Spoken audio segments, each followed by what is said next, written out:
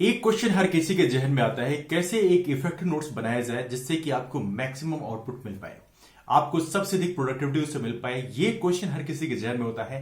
आज हम इसके बारे में बात करेंगे। So hello friends, this is Ram Soni and welcome to learn services. Let's talk about this very important topic. तो जब हम बात करते हैं कि इफेक्टिव नोट्स कैसे बनाया जाए, तो पहला क्वेश्चन हमारे जहन में आता है कि आखिर नोट्स हम बनाते क्यों हैं। वेल, नोट्स बनाने का एक बड़ा रीजन ये है कि जब आप स्पेशली इन जनरल तो आप किताबें ऑलरेडी पढ़ते हैं, और किताबें पढ़ने के बाद आप में से बहुत सारे लोगों के अंदर ये फीचर होगा कि आप लोग अंडरलाइन भी करते हैं। That's true. अब इसके बाद नोट्स की जरूरत ऐसा क्या है। वेल, ऐसा होता है कि आमतौर पे कई बार ऐसा होता है कि मान लीजिए आप नोट्स बना रहे हैं और कभी कभी मान लीजिए कोई एक सब्जेक्ट पढ़ रहे हैं, मान लीजिए इंडियन ज्योग्राफी आप पढ़ रहे हैं, और इंडियन ज्योग्राफी पढ़ते हुए ऐसी पॉसिबिलिटी हो सकती है कि आपके सिर्फ एक बुक से इंडियन ज्योग्राफी कंप्लीट ना हो सकता है आप उसके लिए 2-3 किताबें पढ़ रहे हो। तो एग्जामिनेशन टाइम में लास्ट मोमेंट की बात करें तो आपने अंडरलाइन कर भी रखा है, ये लास्ट मोमेंट में आप चीजों को रिवाइज कर रहे हो, तो पॉसिबिलिटी ऐसी होती है कि आपको सारी बुक के सारे पन्ने पलटाने होते हैं, तब जाके सारी बुक आप रिवाइज कर पाते हैं।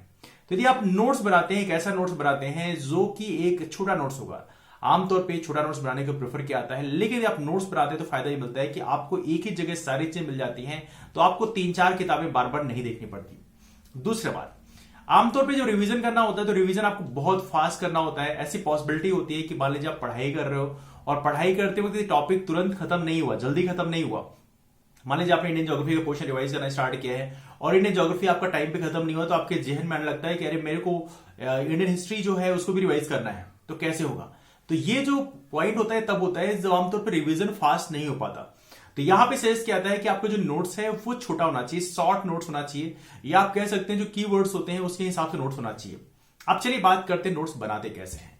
वेल, देखिए, पहली बात तो यह है कि नोट्स बनाने की पहली रिक्वायरमेंट यह है कि यदि कोई भी बुक आप पढ़ रहे हैं और उसमें यदि मान लीजिए 500 पेज है, तो आपको यह ध्यान रखना है कि वो 500 पेज का नोट्स नहीं होना चाहिए, वो नोट्स मुश्किल से 100 से या 200 पेज का होना चाहिए, क्योंकि वो नोट्स इतना छोटा होना चाहिए कि उसको आप लास्ट मोमेंट में बड़ी आसानी से रिवाइज कर पाए। अदरवाइज यदि आपने 500 पेज की किताब है, आपने 1000 पेज का नोट्स बना दिया, तो फिर उस नोट्स बनाने की कोई जरूरत है नहीं, तो आप किताब से पढ़ सकते हो।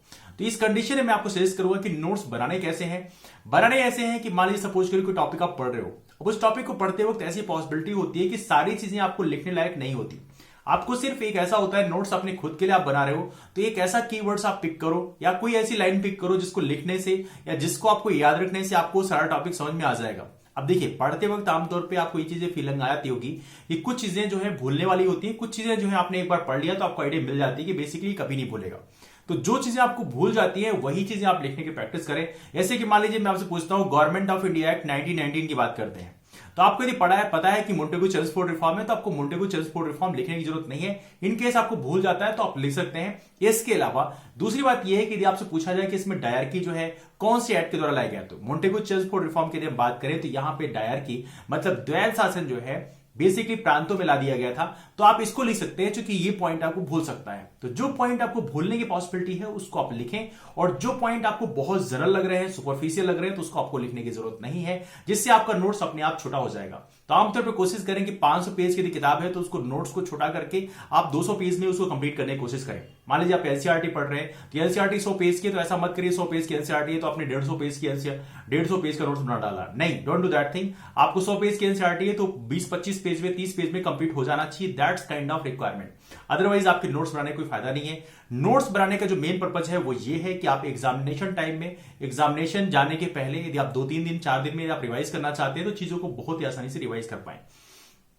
तो आई थिंक मेरा पॉइंट आप समझ चुके होंगे। बेसिकली आपको जो नोट्स बनानी है वो कीवर्ड्स के हिसाब से नोट्स बनानी है। नोट्स काफी लंबा नहीं होना चाहिए, नोट्स शॉर्ट होना चाहिए, और नोट्स में जो जनरल चीजें हैं उसको लिखने से बचें। कंप्लीट सेंटेंस पूरा करने की कोशिश ना करें।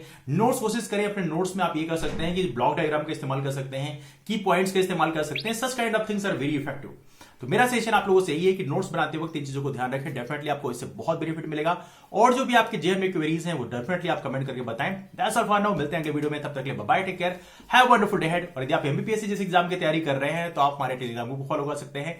टेलीग्राम ग्रुप का नाम है राम सोनी एमबीपीएससी। लेकिन जो भी क्वेरीज हैं वो आप नीचे कमेंट जरूर करें। और सबसे बड़ी बात यह है कि एक छोटा सा इंपॉर्टेंट पॉइंट में छूट गया हालांकि, जिसको मैं कहना चाहता, नोट्स बनाते वक्त 80-20 रूल भी फॉलो किया करें।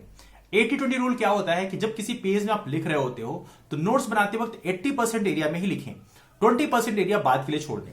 क्योंकि ऐसी पॉसिबिलिटी हो सकती है कि मान लीजिए आप इस समय आप ज्योग्राफी कोई बुक पढ़ रहे हैं, मान लीजिए मैग्रा-हिल पब्लिकेशन की बुक आप पढ़ रहे हो, लेकिन अचानक से क्या हुआ, आपने एनसीईआरटी पढ़ना शुरू किया कुछ दिनों बाद, तो आपने मैग्रा-हिल पब्लिकेशन पढ़ के नोट्स तो बना लिया, लेकिन यदि आपने एनसीईआरटी पढ़ते वक्त आपको कुछ इंपॉर्टेंट पॉइंट्स मिले तो आप उसको कहां लिखोगे, और उसी टॉपिक के हैं तो आप उसमें अलग से नथी तो करोगे नहीं पेज।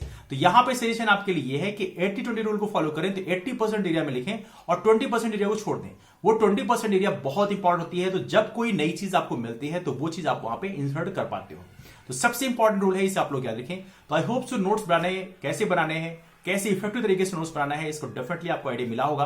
यदि आपके जहन में कोई क्वेरीज है तो आप नीचे कमेंट जरूर करें, डेफिनेटली मैं उसको रेक्टिफाई करने की कोशिश करूंगा। और सबसे बड़ी बात है, वीडियो को अपने सभी यार दोस्तों को शेयर कर दीजिएगा, और यदि आपने वीडियो अब तक लाइक नहीं किया है then do like the video, और चैनल को सब्सक्राइब नहीं किया then do subscribe the channel. मिलते हैं फिर अगले वीडियो में, तब तक के लिए bye bye, take care, have a wonderful day ahead, keep moving forward and thank you so much to all of you, take care, thanks so much.